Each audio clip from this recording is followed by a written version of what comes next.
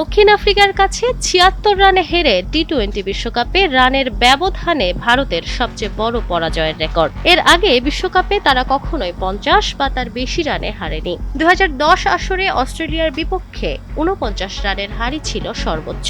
এমনকি সাউথ আফ্রিকার কাছে হারার আগে বিশ্বকাপে টানা ১২ ম্যাচ জিতেছিল ভারত, যার টুর্নামেন্ট ইতিহাসে যে কোনো দলের ধারাবাহিক জয়। লক্ষ্য তাড়া করতে নেমে ১ ওভার ১ বল হাতে রেখেই সব উইকেট হারিয়ে ৭৬ রানে পরাজিত হয় ক্যাপ্টেন সূর্যা কুমার ইয়াদবের দল। নিজ মাঠে এমন হারে গ্যালারিতেও ছিল বেশ হতাশা ও ক্ষোভের ছাপ।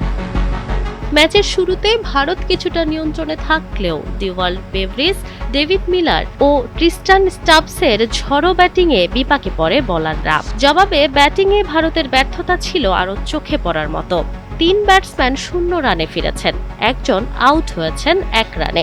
কোনো ব্যাটসম্যানই 50-র দেখা পাননি। আন্তর্জাতিক টি-২০তে ৭৬ রানের ব্যবধান ভারতের দ্বিতীয় বড় হার। ২০১৯ সালে ওয়েলিংটনে নিউজিল্যান্ডের কাছে ৮০ রানে হার ছিল সর্বোচ্চ।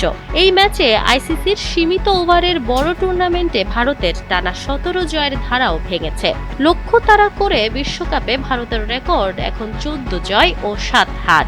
২০২২ সেমিফাইনালের পর বহুজাতিক টি-২০ টুর্নামেন্টে ২২ ম্যাচ অপরাজিত থাকা ভারত প্রায় ৩.৫ বছর পর আবার হারল, তাও দক্ষিণ আফ্রিকার কাছে। Nafisa Noyal, Times today.